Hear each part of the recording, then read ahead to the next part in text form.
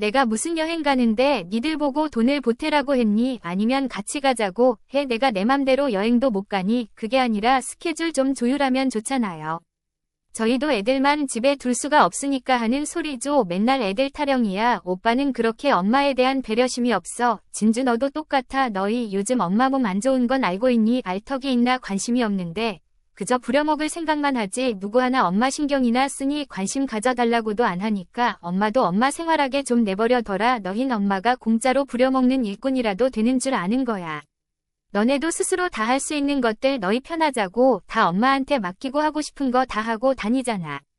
근데 엄마는 고작 여행 한 번 간다는데 이렇게들 난리야. 이제 너희 뒷바라지 안 해다 큰 자식 키우느라 이 나이에 뼈 빠지게 생겼다. 그런다고 너희가 알아주는 것도 아니고. 오늘 이야기 속 주인공은 69세 김옥자 씨입니다. 김 씨의 남편은 10여 년 전에 지병으로 세상을 떠났고 가까이 사는 아들 하나 그리고 같이 사는 딸 하나가 있습니다.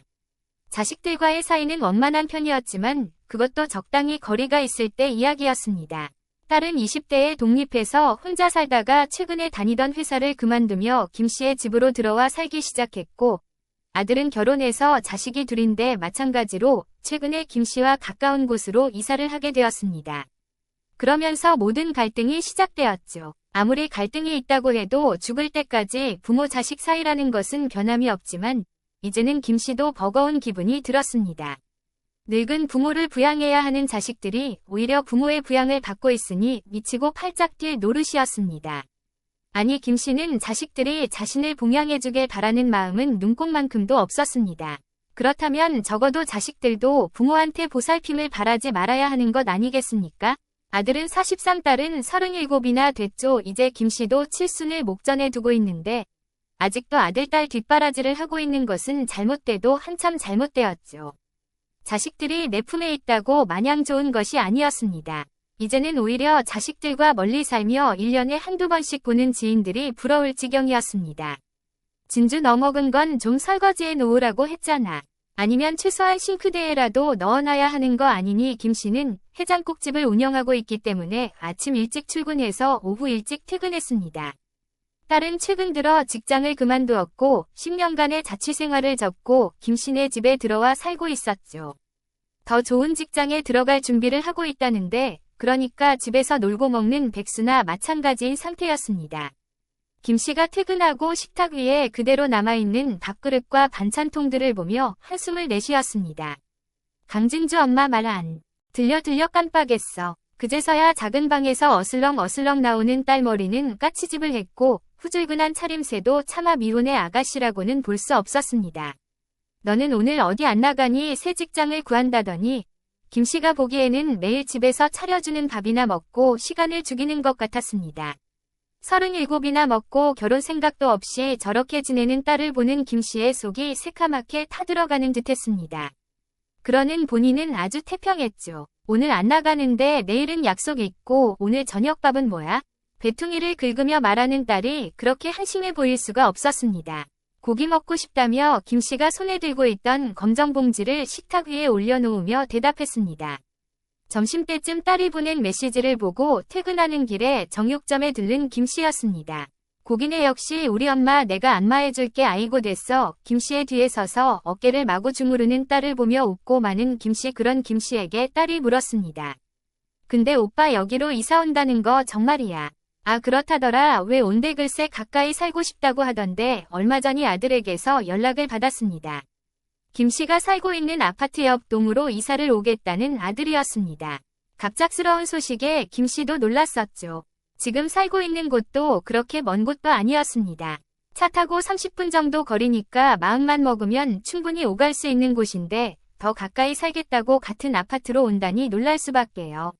새언니 이번에 복직한다면서 그럼 뻔하네. 보나마나 애기 봐달라고 오는 거 아냐? 안 그래도 저번에 보니까 애기 때문에 힘들어서 죽을라 그러더라. 아들은 아이가 둘이었는데 첫째가 10살이고 늦둥이 둘째를 낳은 지 1년이 조금 넘었습니다. 그래서 며느리가 일을 쉬다가 이제 곧 다시 직장에 나간다고 했죠. 조심해요. 엄마 애기 봐달라 그러면 어떻게 가끔씩 봐주면 되지. 어차피 너도 집에서 놀잖냐 그러자 딸이 펄쩍 뛰며 말했습니다. 내가 놀긴 뭘 놀아. 그리고 애기는 질색이야. 말을 해도 참 정말 싫어. 결혼도 하기 싫은데 애는 더 싫어. 이사 와도 절대 데리고 오지 말라 그래. 정 없기는. 그리고 너는 결혼 안 하면 나중에 늙어서 누구 의지하면서 살라 그래. 누구 의지하긴 엄마 의지하지. 나 꼬부랑 할머니 될 때까지 밥 차려줘. 내일 모레 40이 되는 딸이 찰떡선이가 없었습니다. 그리고 아들이 이사 온다는 이야기를 김씨와 같은 동에 살고 있는 친한 이웃이 말했습니다. 아니 그런데 며느리가 오케이 했대. 나는 잘 몰라. 온다길래 알았다고 하고 말았는데 요즘엔 친정은 가까이 시댁은 멀리 이렇잖아. 요새 애들이 누가 시어머니랑 가까이 살려고 해. 그러게. 근데 자기들이 온다는데 뭐 언니 딸내미도 같이 살잖아. 아주 온 가족이 한 아파트에 다 모였네. 주말이라 딸이 외출하고 없었는데 요시 딸을 찾아 집안을 기웃거리며 말했습니다. 그래도 자식들이 가까이 있으면 언니 많이 챙겨줄 거 아니야. 아이고 우리 딸은 손 하나 까딱 안 내. 어머나 그래 얼른 시집을 보내야지. 그럼 자기가 안 간다는데 어떻게 에이 그럼 데리고 살아. 그냥 그래도 딸이니까. 나중에 더 늙으면 딸밖에 없댔잖아. 그리고 아들도 가까이 살면 언닌 든든하긴 하겠어. 하지만 그건 실상을 모르고 하는 소리였습니다. 딸과 함께 살면서부터 그리고 아들이 가까이 이사 오면서부터 김씨의 고난이 시작되었으니 말이죠. 픽픽픽 비밀번호를 누르는 소리가 들렸고 곧이어 현관문을 열고 첫째, 손자 우현이가 들어왔습니다. 다녀왔습니다. 완니 큰손자는 신발장 앞에 책가방을 벗고 거실에서 놀고 있는 작은 손자에게 갔습니다. 자연스러운 동선이었죠. 한 달 전 바로 옆동으로 이사를 온 아들네 맞벌이를 하고 아직 아이들이 어리다 보니 퇴근 시간과 손주들이 집에 오는 시간이 차이가 있어 자연스럽게 김씨가 아이들을 돌보게 되었습니다. 그렇게 집에서 데리고 있다가 저녁을 먹이면 7시 반쯤 아들이나 며느리가 퇴근길에 데리고 갔습니다. 처음부터 이렇게 하기로 합의가 되었던 것은 아니었습니다. 이렇게 되기까지 당황스러운 과정이 있었죠.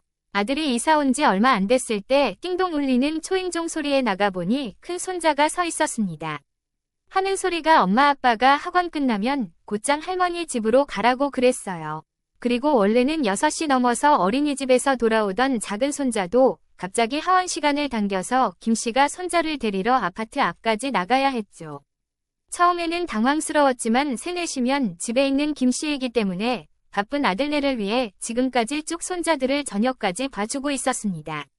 진주야 나와서 잠깐만 애기 좀 보고 있어. 봐. 왜 우현이한테 보라고 해. 우현이는 숙제해야 된대. 잠깐만 봐줘. 애기 넘어지면 어떻게 그래야 엄마가 밥을 차릴 거 아니야. 딸이 방에서 나오면서 불만스럽게 말했습니다. 엄마가 부모도 아니고 이럴 거면 차라리 사람을 쓰라고 해. 내가 뭘 했어. 애들 떠맡기려고 온 거라고 했지. 애가 우연히 들어 목소리 안 낮추니 엄마가 그렇게 자꾸 봐주니까 오빠가 당연하게 맡기잖아. 그러는 너도 엄마한테 밥 얻어먹고 살잖아. 너도 엄마 부모 노릇 시키면서 뭘 그래. 김씨가 느끼기엔 손자들이나 딸이나 똑같았습니다. 밥 차려주고 뒤치다꺼리를 해줘야 한다는 게 크게 다르지 않았죠. 나 요즘 진짜 예민한 시기거든. 근데 애들 때문에 시끄러워서 뭘 할 수가 없어. 취업 준비를 하는 딸이 스트레스가 만만치 않은지 애들이 드나든 지 한 달 만에 화를 내며 말했습니다. 그래서 하는 수 없이 그때부터는 김씨가 아들네 집으로 갔죠. 그런데 그건 그것대로 힘든 일이었습니다. 아이들 밥을 차려줘야 하니 주방에서 이것저것 해야 했고 그러다 보면 집안일도 조금씩 하게 되었습니다. 우연아 씻어야지. 내복은 어디 있어. 김씨가 묻자 소파에 쌓여있는 빨래 더미를 뒤져서 잠옷을 쏙쏙 꺼내는 손자를 보니 기가 막혔습니다. 그리고 김씨 성격의 그 모습을 구경만 하고 있을 수는 없었죠. 아들 며느리가 퇴근하기 전까지 서너 시간을 아들네에 있어야 하기 때문에 뭐라도 해야 직성이 풀렸습니다. 밥만 해주고 어수선한 집안에서 쉬고 있을 수가 없었습니다. 아무리 맞벌이를 해도 둘이 같이 치우면 30분이면 할 텐데 늘 소파 위에 쌓여있는 옷들이 신경 쓰였던 김씨가 싹 정리를 했습니다. 그러자 퇴근하고 온 며느리가 놀라서 말했습니다. 어머니 감사해요. 제가 해야 하는데 바빠서요. 집이 넓어 보이네요. 처음에는 제 살림 건든다고 며느리가 싫어할까 봐 조심스러웠지만 며느리는 오히려 좋아했습니다. 물론 바쁘기도 하겠지만 살림살이를 보면 아들이나 며느리나 그때그때 치우지는 못하는 편인 듯 했습니다. 한번 해주었더니 그 뒤로는 김씨가 집안일을 도와주길 바라는 듯도 했죠. 김씨도 아침 일찍 출근하는 데다가 아이들도 봐주고 두 집 살림까지 하려니 몸이 나만하질 않았습니다. 그리고 늘 감사하다 어머니 덕분이다 하던 아들 며느리도 시간이 지나자 그게 당연해졌습니다. 나중에는 뭐가 안 돼 있으면 오히려 서운해했죠. 어쩌다가 이렇게 됐는지 모를 노릇이었습니다. 며느리가 먼저 퇴근하자 김씨도 집으로 돌아왔습니다. 걸어서 5분밖에 안 걸린다고 좋아했던 것이 엊그제 같은데 이제는 좀 멀어졌으면 좋겠다는 생각이 들었죠. 바로 옆동이라서 바깥에서 보면 김씨의 집에 불이 켜져 있는지 꺼져 있는지도 보일 정도니 같이 사는 것과 다를 바가 없었습니다. 그리고 집으로 돌아온다고 푹 쉴 수 있는 것도 아니었습니다. 엄마 왜 이렇게 늦게 왔어? 배고파? 뭐 해줄 거야? 집에는 딸이 기다리고 있었기 때문이죠. 도대체가 퇴근이 없는 삶 같았습니다. 문제는 이렇게 김씨가 뒷바라지하는 자식들이 전부 다 크다 못해 중년을 바라보고 있는 나이들이라는 것이죠. 네가 좀 차려놓을 수는 없어. 엄마도 좀 쉬자. 네 나이가 이제 40이야. 저러는 사람이 헤어지. 김씨는 한숨을 푹 쉬며 냉장고 문을 열었습니다. 이래서는 자식이 어리나 늙으나 다를 게 없었습니다. 그리고 독립한 자식이나 아닌 자식이나 똑같았고 말이죠. 뭘 하든 엄마부터 찾는 자식들 이렇게 응석바지로 키운 것이 자신인데 누굴 탓하겠나 싶다가도 모두 다 쫓아내고 혼자 편히 지내고 싶은 마음도 굴뚝 같았습니다. 주말이라도 편히 쉬면 말을 안 할 텐데 그때마저 김씨가 아닌 자식들의 쉬는 날이었습니다. 띵동띵동 주말에 들리는 초인종 소리. 어쩐 일이야? 현관문을 여니 아들네 가족이 다 같이 서 있었습니다. 주말이라 놀러 왔나 싶었는데 용건이 황당했습니다. 저희 오늘 여행 갔다가 내일 오거든요. 근데 저희 강아지 좀 봐주세요. 몇 주 전에 새끼 강아지를 데리고 왔다더니 놀러 간다고 대뜸 김씨네 집으로 데리고 온 것이었습니다. 아들 뒤에 서 있던 손자가 안고 있던 강아지를 김씨네 집 거실에 풀어놓았습니다. 내가 어떻게 강아지를 봐? 김씨는 동물은 질색했습니다. 소스라치며 말하자 아들은 대수롭지 않다는 듯 대답했죠. 진주도 있잖아요. 그냥 하루에 2번 밥만 주시면 돼요. 그게 그렇게 간단해. 똥오줌은 어떻게 하고 새끼라서 그렇게 많이 안 싸요. 엄마가 못하시면 진주한테 시키면 되죠. 그러자 방에 있던 딸이 나와서 말했습니다. 내가 왜 나도 오늘 친구랑 놀러가. 내일 들어올 거야. 너는 맨날 그렇게 헛짓거리만 하니까 결혼도 못하고 엄마 집에 얹어서 사는 거잖아. 나는 내가 결혼 안 하는 거야. 못하는 게 아니라 오빠 사는 거 보니까 결혼하면 고생길이 훤한데 뭐하러 해모아 됐다. 얼른 놓고 가봐. 남매가 말을 섞었다 하면 저렇게 으르렁거리는지 어릴 적이라 그렇다 쳐도 어떻게 나이 먹어도 둘이 똑같은지 모르겠습니다. 모든 남매가 그러는지 우리 집 남매만 그러는지 김씨는 벌써부터 머리가 아파왔습니다. 싸우기 전에 아들을 보내버리는 게 맘 편했습니다. 아들네가 떠나고 강아지를 보며 착잡해하는데 딸이 짐을 챙겨 나와 말했습니다. 엄마 나도 나갔다 올게. 내일 와. 어디로 놀러 가길래 내일 오니 강릉 그러자 딸이 이제야 생각났다는 듯이 말했습니다. 아 맞다. 엄마도 강릉 가고 싶다고 그랬지. 바로 얼마 전에 김씨가 TV를 보며 강릉 바다 꼭 한번 가보고 싶다고 했었는데 무심한 딸은 그걸 뻔히 알고도 주말에 엄마 데리고 강릉 갈 생각은 전혀 없고 저렇게 친구들이랑만 쏘다녔습니다. 이래서 자식 키워봐야 아무 소용없다고 하는 게 맞는 말인 듯 했습니다. 그건 아들도 마찬가지였습니다. 강아지는 맡기고 가면서 어딜 가는지는 몰라도 엄마한테 한 번을 같이 갈까 묻지 못하는지 말만이라도 말이죠. 어쩜 가까이 살면서 말이라도 한 번 안 건네는지 딸은 서운한 김씨는 아랑곳 없이 밝은 목소리로 인사하고 집을 나섰습니다. 순식간에 조용해진 집안, 그리고 강아지와 둘이 남겨진 김씨 5분도 안 되어 똥을 싼 강아지를 본 김씨는 질색할 기운도 없었습니다. 모처럼 아무도 없어서 쉴 수 있긴 했지만 씁쓸한 기분이 들었습니다. 귀찮은 일, 곤란한 일은 모두 김씨의 차지였지만 그런 김씨를 챙기는 자식은 하나 없는 현실이 참 외로웠죠. 그리고 얼마 안 가 김씨가 그런 자신의 처지를 절실히 깨닫고 마음을 고쳐먹은 계기가 있었습니다. 요새 김씨는 몸도 좋지 않고 기운이 없었습니다. 무얼 먹어도 맛이 없고 일도 하기 싫고 쉬고 있어도 쉬는 것 같지도 않은 기분이었습니다. 진주야 엄마 몸살이 났나 어쨌나 기운이 없다. 근데 엄마 이거 세탁소에 맡겼다가 찾아온 거야. 김씨의 말은 듣는 둥 마는 둥 한 딸이 흰 셔츠를 들어 올리며 물었습니다. 지난주에 딸이 세탁소에 좀 맡겨달라고 부탁했던 셔츠인데 입고 있었죠. 아직 안 맡겼어. 나 내일 면접 본다고 했잖아.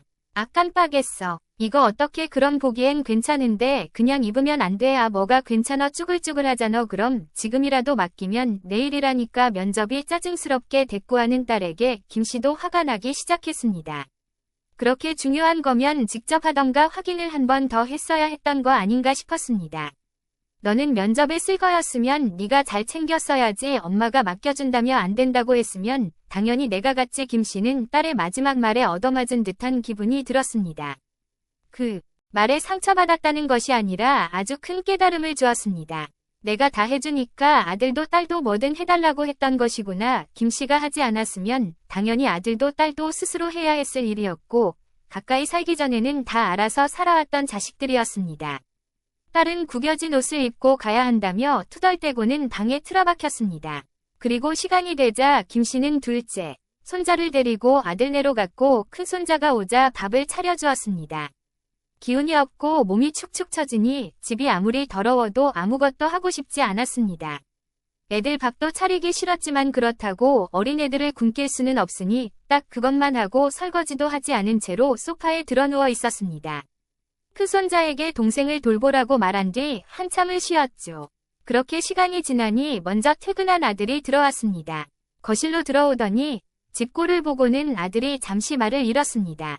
아니 엄마 집안 꼴이 그래도 계시면서 뭐라도 좀 해주시지. 두 아이가 어지럽힌 거실이 난장판이었습니다.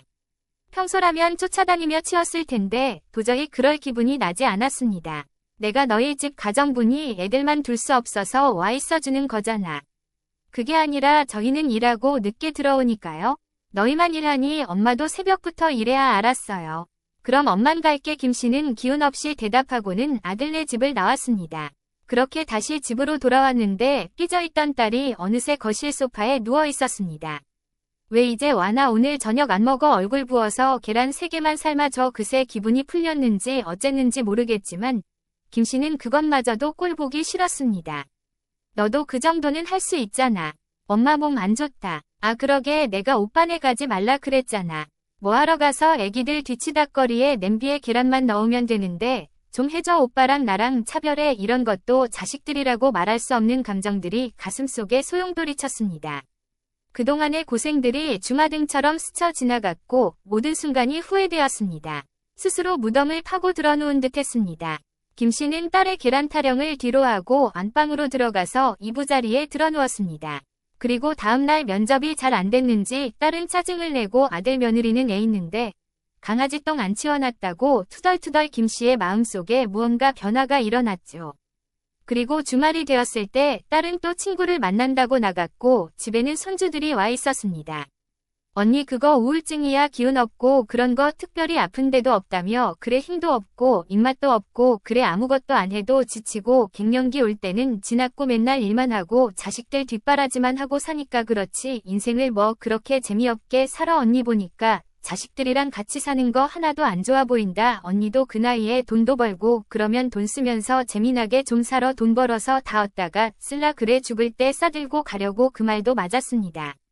우울증이 온 것 같았습니다. 언니 지난번에 강릉 가고 싶다고 그랬잖아. 말 나온 김에 기분 전환할 겸 같이 갔다 오자. 강릉 그래 우울할수록 집에만 있으면 안 돼. 좀 나다녀. 그래 네 말도 맞다. 다음 주말 어때? 그렇게 빨리? 무슨 해외여행가 3시간이면 도착하는 데야. 너무나 간단해 보였습니다. 그런 곳을 자식들이 안 데려가 준다고 못 간 자신이 바보 같았습니다. 그래 그러자 그래서 그날 저녁 외출했던 딸이 집으로 돌아오고 얼마 안 돼서 손주들을 데리러 아들 며느리가 집으로 왔습니다. 저녁을 먹고 가겠다기에 거실에 큰 상을 펴서 둘러앉아 먹었습니다. 다 같이 있는 김에 김씨가 말했습니다. 엄마 다음 주말에 여행가. 갑자기 웬 여행? 어디로? 누구랑? 너도 본 적 있을 거야. 우리 동에 802호 사는 아줌마 알지? 그럼 나 혼자 집에 있어. 밥은 네가 차려 먹던지 시켜 먹던지 하면 되지. 귀찮은데. 아 엄마 다음 주요. 다음 주에 애엄마랑 저랑 어디 가는데? 애들 봐주셔야 하는데. 강아지랑 오빠는 애들도 내팽개치고 도대체 어딜 그렇게 쏘다니는 거야. 강아지도 키울 시간이 없으면 데리고 오질 말던가. 우리 집에서 개 냄새나. 그게 싫으면 네가 나가서 살아. 또다시 지겨운 반복이었습니다. 엄마 여행을 한 주 미루면 안 돼요. 어이가 없어서 더 이상 듣고 있을 수가 없었습니다. 김씨는 밥 먹던 숟가락을 밥상 위로 탁 하고 내려놓았습니다. 내가 무슨 여행 가는데 니들 보고 돈을 보태라고 했니? 아니면 같이 가자고 해? 내가 내 맘대로 여행도 못 가니? 그게 아니라 스케줄 좀 조율하면 좋잖아요. 오빠는 그렇게 엄마에 대한 배려심이 없어. 진주 너도 똑같아. 너희 요즘 엄마 몸 안 좋은 건 알고 있니? 다 같이 입을 꾹 다물었습니다. 알턱이 있나 관심이 없는데 부려먹을 생각만 하지 누구 하나 엄마 신경이나 쓰니 관심 가져달라고도 안 하니까 엄마도 엄마 생활하게 좀 내버려둬라. 진성이 너도 엄마 없었으면 여행 갈 때 강아지를 데리고 가거나 어디 맡기고 갔을 거고 진주 너도 혼자 살 때 밥도 알아서 챙겨 먹고 잘 살았잖아. 너희 엄마가 공짜로 부려먹는 일꾼이라도 되는 줄 아는 거야. 너네도 스스로 다 할 수 있는 것들 너희 편하자고 다 엄마한테 맡기고 하고 싶은 거 다 하고 다니잖아. 근데 엄마는 고작 여행 한번 간다는데 이렇게들 난리야. 진성이 너네는 주말에도 밥 먹으러 오지 마. 이제 진주도 밥 알아서 차려 먹고 이제 너희 뒷바라지 안 해. 다 큰 자식 키우느라 이 나이에 뼈 빠지게 생겼다 그런다고 너희가 알아주는 것도 아니고 속사포처럼 내뱉는 김씨의 말에 아들 며느리 딸까지 모두 어안이 벙벙해 보였습니다. 그리고 먹은 건 너희가 다 치워 다 먹지도 않은 밥을 그대로 두고선 안방으로 들어와 버렸습니다. 변명의 여지 없이 이 모든 게 김씨가 자식들을 오냐오냐 키운 탓이었습니다. 자식에게 뭐든 다 해주고 싶은 부모 마음이었는데 그러니 제 팔자를 제가 꼬았습니다. 자식들이랑 같이 살면 부럽다고 누가 말했는지 붙잡아 이야기해주고 싶었습니다. 자식도 가끔 봐야 좋은 것이었습니다. 이렇게 매일 부대끼며 사니 서로 서운하고 힘든 일이 생기고 또 함부로 대하는 듯했습니다. 자식들에게 도움을 주지도 나중에 늙었다고 도움을 받지도 않는 것이 현명한 삶인 듯했습니다. 무언가 해주면 사람인지라 그에 상응하는 대가를 바라게 되기 마련입니다. 그러다 보면 서운한 게 생기는 것이겠죠. 그러니 무한히 대가 없이 줄 수 없다면 주지도 받지도 않는 것이 나았습니다. 김씨는 생각이 깊어졌습니다. 그날 이후로 아들, 딸은 슬그머니 김씨의 눈치를 보았습니다. 아들네는 안 사더니 당분간 아이를 봐주기로 한 모양이었고 딸도 김씨에게 밥 줘라 뭐 해줘라 하지 않았죠. 그런데 그것도 오래가지 못했습니다. 어머니 다음 주부터는 애들 봐주실 거죠. 저희 친정아빠 혼자 계셔서 엄마도 이제 가보셔야 된다. 그래요. 엄마 화 풀렸어. 나 없어진 옷이 있는데 좀 찾아주면 안 돼. 김씨는 그 생각에 마침표를 찍기로 했습니다. 그래서 주말 저녁 모두를 모아두고 이야기했습니다. 엄마 이 집 내놨다. 모두들 화들짝 놀랐습니다. 무슨 말이야? 엄마 이사 갈 거야. 그러니까 너도 독립할 집 구해. 갑자기 이런 게 어딨어. 나 지금 수입도 없는데 말이 왜 안 돼. 그전에는 혼자 잘만 살았잖아. 그리고 여태 생활비 한 푼 안 내고 살았으니까 모아둔 돈도 얼마 안 썼을 거 아냐. 진성이 너희도 이사 온 지 얼마 안 됐으니까 내가 갈게. 왜 그러세요? 지난번에 화나셨던 것 때문에 아직도 안 풀리신 거예요. 아니 너희가 필요할 때 부르고 편히 쓰라고. 엄마가 있는 게 아니잖아. 시도 때도 없이 못 부르게 떨어져서 살면 아무 문제 없을 것 같아서. 그래도 너무 극단적인 거 아니에요. 엄마도 엄마 인생 즐기면서 살기로 했어. 식당도 사람 더 구해서 이제 일해서 손 뗄 거고 너희한테도 신경 좀 안 쓰고 살려고 한다. 그래도 그렇지 어떻게 자식을 쫓아내. 너무한 거 아냐. 받기만 하는 자식들은 자신들이 얼마나 누리고 있는지 알지 못했습니다. 손 하나 까딱 안 하고 모든 것을 해주는 부모가 있으니 말이죠. 이렇게 상인남매 사이도 부모 자식 사이도 틀어지는 듯했습니다. 이 집 팔리면 너희 둘도 되도록이면 좀 떨어진 데서 살아. 엄마 그럼 우리 애들은요? 남들 어떻게 사는지 봐라. 다들 맞벌이하고 애들 키우면서 잘 살아. 진짜 서운하네요. 다시 한번 생각해보세요. 김씨는 그래도 고개를 저었습니다. 이게 최선인 것 같아. 그러니까 좀 멀리 살면서 앞으로는 명절 때나 한 번씩 보면서 살자. 아들도 며느리도 딸도 모두 망연자실한 표정을 지었습니다. 집 팔리는 대로 빨리 이사할 거니까 너희도 서둘러서 앞으로 어떻게 할지 대책을 세워봐. 그 말을 끝으로 김씨는 자리에서 일어났습니다. 가까이 사는 부모 자식이 모두 이런 것은 물론 아니겠죠. 하지만 김씨는 자신이 자초했다면 이제라도 바로잡고 싶었습니다. 서로 독립된 가정으로 살면 가끔 보면 반갑고 그리운 옛날의 사이를 되찾을 수 있겠죠.